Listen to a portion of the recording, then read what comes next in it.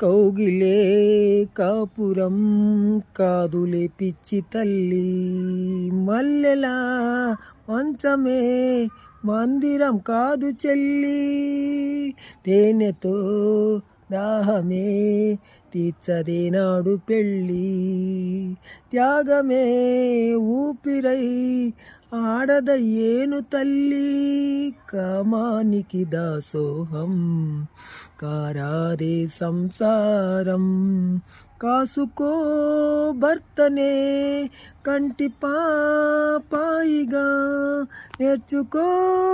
ప్రేమనే సంటి పాపాయిగా,